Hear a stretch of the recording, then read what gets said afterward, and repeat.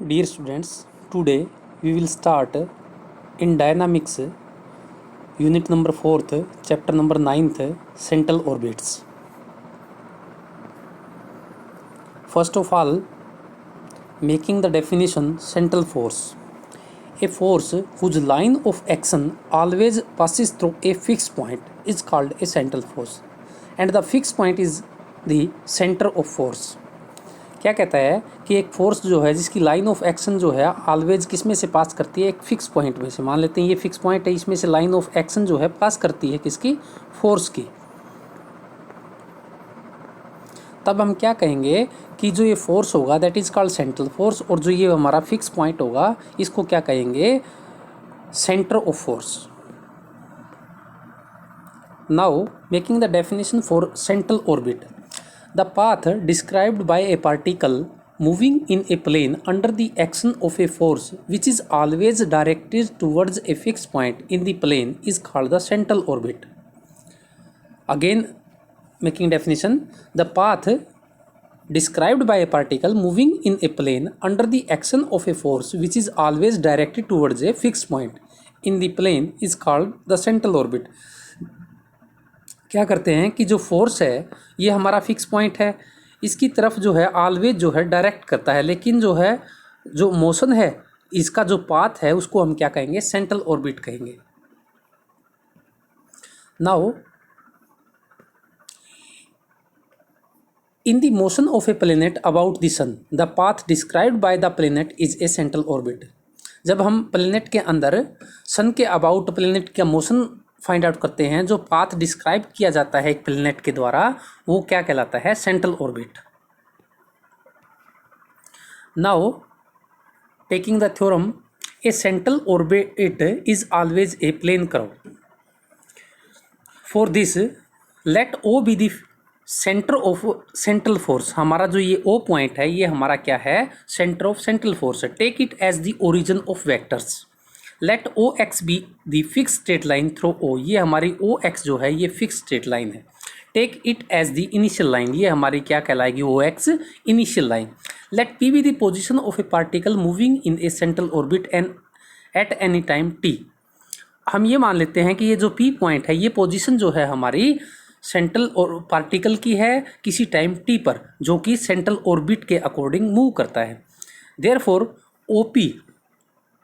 OP को हम क्या मान लेते हैं, ओ से पी, इसको r position vector. Since the particle moves under the action of a central force. जैसा कि हमारा जो पार्टिकल है वो किस एक्शन में, सेंट्रल फोर्स के एक्शन में जो है मूव करता है विद सेंटर एट ओ।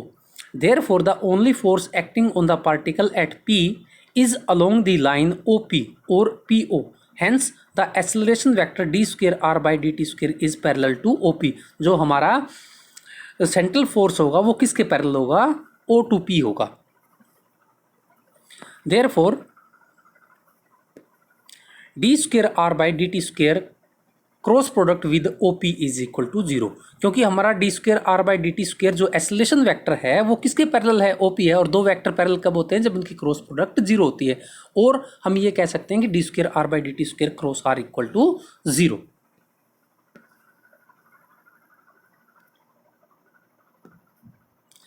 और d square r upon d T square cross r plus d r by D t cross d r by D T equal to 0 लिख सकते हैं हम, क्योंकि d r by D t cross d r by D t जो है वो भी किसके बराबर होगा, दो सेम वेक्टर की क्रॉस प्रोडक्ट क्या होती है, 0 होती है।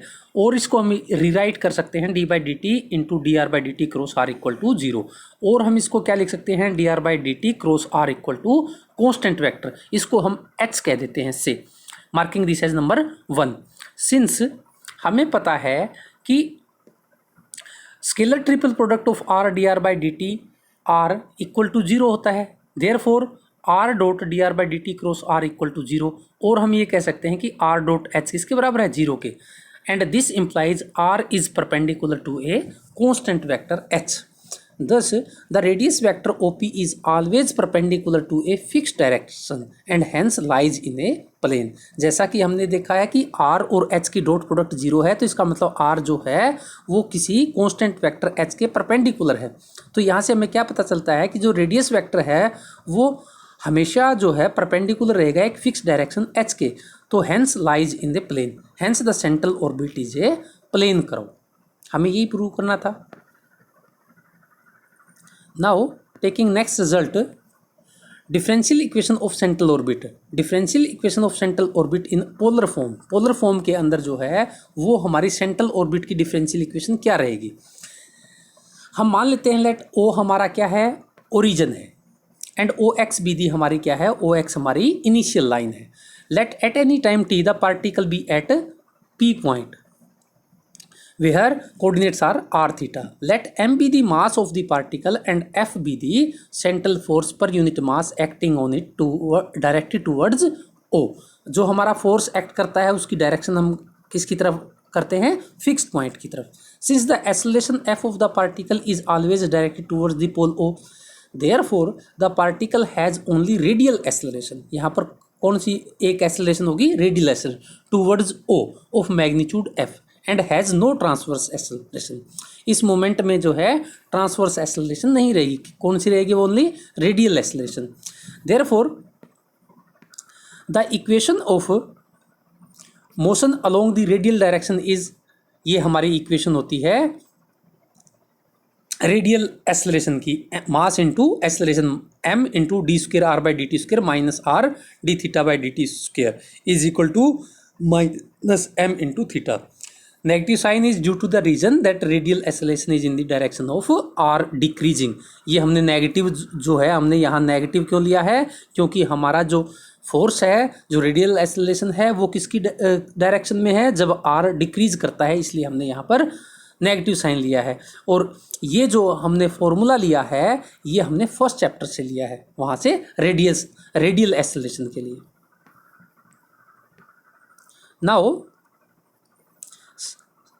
That is D square R by D T square minus R into D theta by D T square किसके बराबर हो जाता है, माइनस एफ के। Marking this as number 1। The equation of motion perpendicular to radius vector is, ये हमारी m into 1 by R D by D T R square D theta by D T equal to 0, ये भी हमने first chapter से ली है। Equation of motion perpendicular to radius vector, तो यहाँ से हम क्या लिख सकते हैं, that is D by D T into R square D theta by D T equal to 0। Marking this as number 2। Integrating second we have R square D theta by D T equal to h, कोई constant. Marking this as number 3।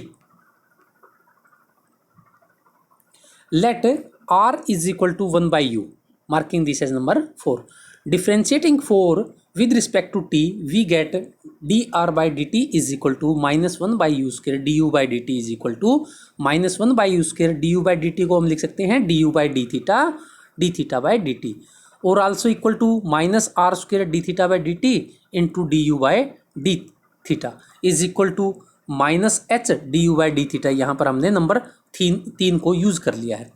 Now differentiating with respect to T, D square R by D T square किसके बराबर हो जाता है, minus H D square U by D theta square into D theta by D T, और also equal to minus H D square U by D theta square into H by R square. यहाँ पर भी हमने number 3 को use किया है, और also equal to minus H square U square D square U by D theta square.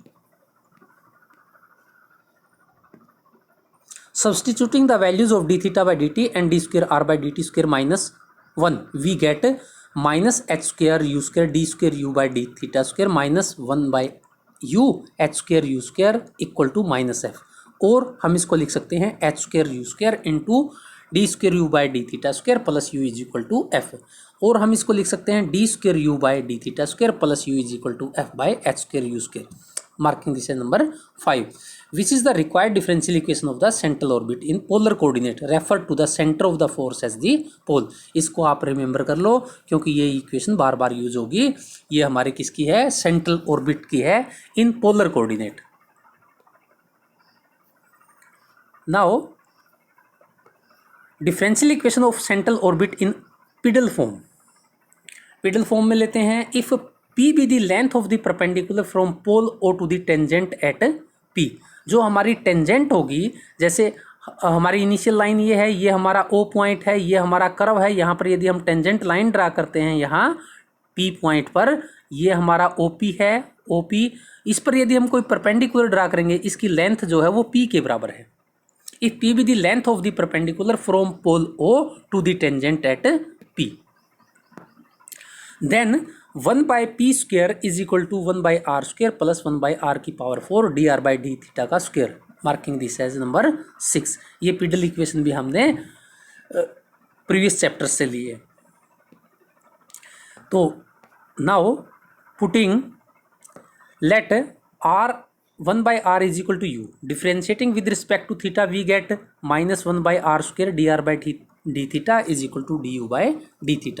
देखिए इसमें ये हमारा O पोल है, ये हमारा पार्टिकल की पोजीशन है P पॉइंट, और ये हमारा परपेंडिकुलर है जिसकी लेंथ क्या है P के बराबर है। ये हमारी टेंजेंट लाइन है। Clear? Therefore from equation 6 becomes 1/p² is equal to u² plus du/dθ square, marking this as number 7.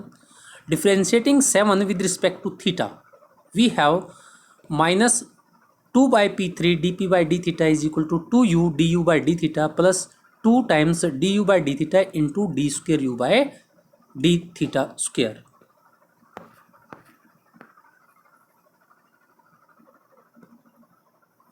Minus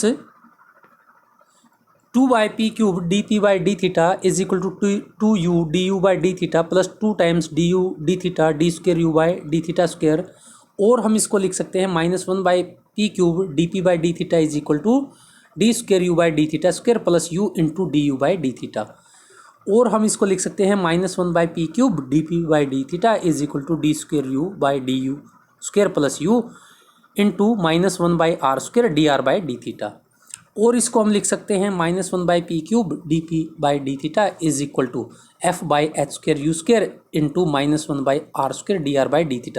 यहाँ पर हमने इक्वेशन नंबर 5 का यूज़ कर लिया है, और इसको हम लिख सकते हैं 1/p³ dp/dθ is equal to f/h² dr/dθ, और इसको लिख सकते हैं h²/p³ dp/dr is equal to f,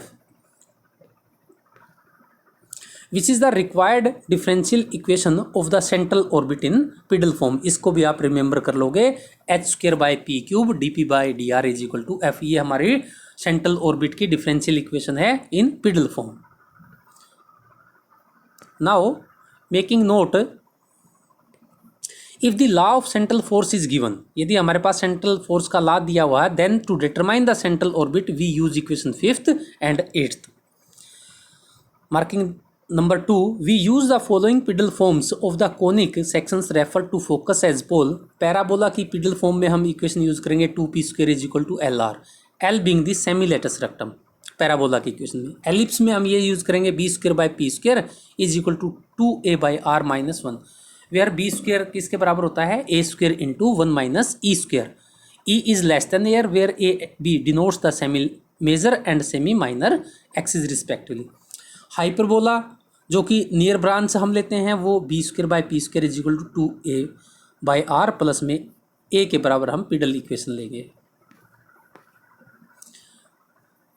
hyperbola far branch के लिए हम क्या लेंगे b²/p² equal to 1 - 2a/r, where 2a 2b are the lengths of transverse and conjugate axis respectively. Number 3, the pedal equation of the ellipse with pole at the centre is of the form a² b²/p² is equal to a² plus b² minus r²। Number 4, the polar equation of the conic referred to focus as pole is L/r equal to 1 plus e cos theta, where e जो है वो greater than 0 होता है, is the eccentricity of the conic।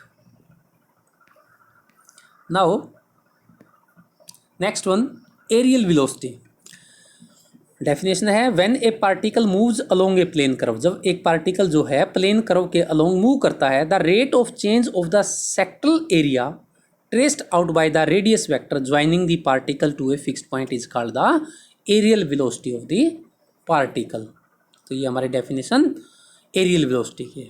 Now next result for in every central orbit prove that the areal velocity is constant. हमें ये दिखाना है कि सेंट्रल ऑर्बिट के अंदर जो एरियल वेलोसिटी होती है वो कांस्टेंट होती है। That is rate of description of the sectoral area is constant and the linear velocity varies inversely as the perpendicular from the centre upon the tangent to the path.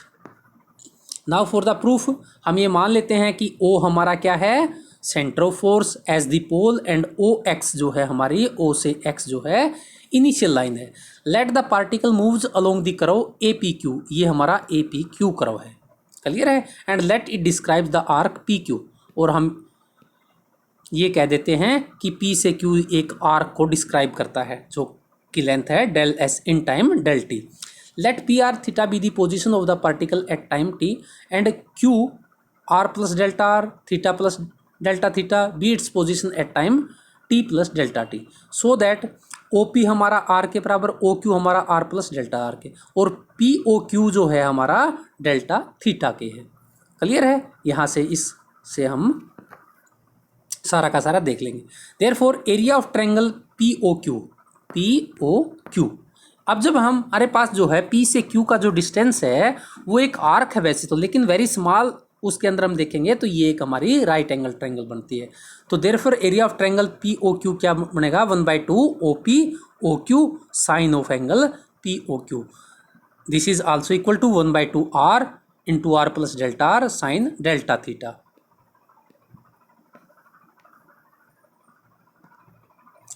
When Q is very close to P, हम क्या बात कर रहे हैं कि Q जो है हमारा जब P के वेरी क्लोज है तो ये हमारा क्या है, sector POQ is nearly equal to the triangle POQ। The rate of description of sectoral area is given by limiting value when delta T tends to 0 sectoral area of OPQ by delta T, और ये हमारा किसके बराबर होगा, limiting delta T tends to 0 1/2 into R plus delta R sine of delta theta upon delta T।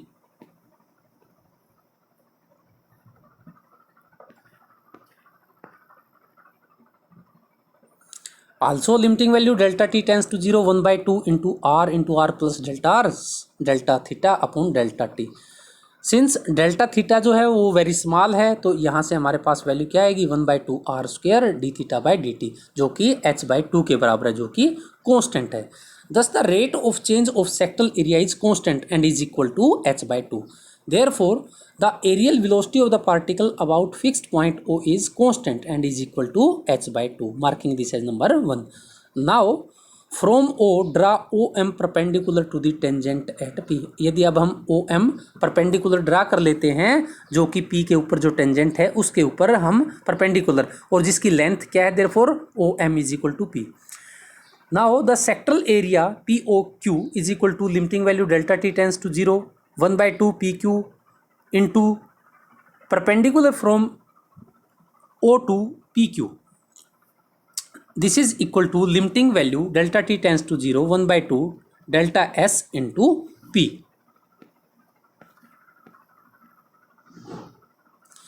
Therefore, aerial velocity about point O किसके बराबर हो जाती है, limiting value delta T tends to 0 1/2 P delta S by delta T, और ये किसके बराबर है, 1/2 P ds by dt, और ds by dt हमारा v के बराबर है 1/2 PV, marking this as number 2, where v is the linear velocity at point P। यहाँ पर v जो है हम लीनियर वेलोसिटी लेते हैं। From first and second we have 1/2 h is equal to 1/2 PV। Therefore v की वैल्यू जो है h/p, that is v is inversely proportional to p। p क्या है हमारा, perpendicular. Thus, if particle moves under a central force, then its velocity at any point P of its path varies inversely as the perpendicular from the center upon the tangent to the path at P. Now, making corollary first, to find the velocity when the path is known. जब हमारे पास path known है तो velocity कैसे find out करेंगे? We have PV is equal to h, तो velocity किसके बराबर है, h/p के। देयरफॉर v स्क्वायर किसके बराबर होगा, h²/p स्क्वायर के। तो h स्क्वायर जो है हमारा किसके बराबर है, 1/p square 1/r square plus 1/r की power 4 dr/d theta square. This is equal to h square into U square plus du/d theta का square, which gives the linear velocity at any point of the path of central orbit. Corollary second, to find the velocity when f the force is known. Force जब known है तो pedal equation of the orbit is h²/p3 dp/dr is equal to f के बराबर होता है। Number 8 equation से integrating we get -1/2 into h²/p² is equal to integration of f dr plus c, that is v²/2 is equal to minus integration of f dr plus c which gives the velocity when the force is known. Now next article, elliptic orbit. क्या statement है? A particle moves in an ellipse under a force which is always directed towards its focus to find first the law of force, second velocity at any point of its path, और third हमें निकालना है periodic time. For the first law of force, equation of an ellipse with focus as pole is L/R is equal to 1 + E cos theta. Remember this, where L is the semi-lattice rectum and E is the eccentricity of the ellipse such that E की जो value होती है वो between किसके होती है? 0 और 1 के। Taking U is equal to 1/R, we have U is equal to 1 + E cos theta upon L के बराबर। अब इस इक्वेशन को हम क्या करेंगे? डिफ्रेंशिएट कर देंगे। Differentiating first with respect to theta, we get du/d is equal to -E/L sin theta and d²u/d is square is equal to -E cos theta by L, marking this as number 2. The differential equation of the central orbit is d²u/d² plus u is equal to f/h²u², marking this as number 3rd, where f is the central acceleration. Substituting now the values from first and second in third, we have f/h²u² is equal to -E cos theta by L plus E cos theta by L. यहाँ से f/h²u² किसके बराबर आ जाता है? 1/L के। f हमारा अब किसके बराबर हो जाता है? h²u²/L is also equal to λ/r², where lambda को हम क्या मान लेते हैं? h²/L के बराबर मान लेते हैं।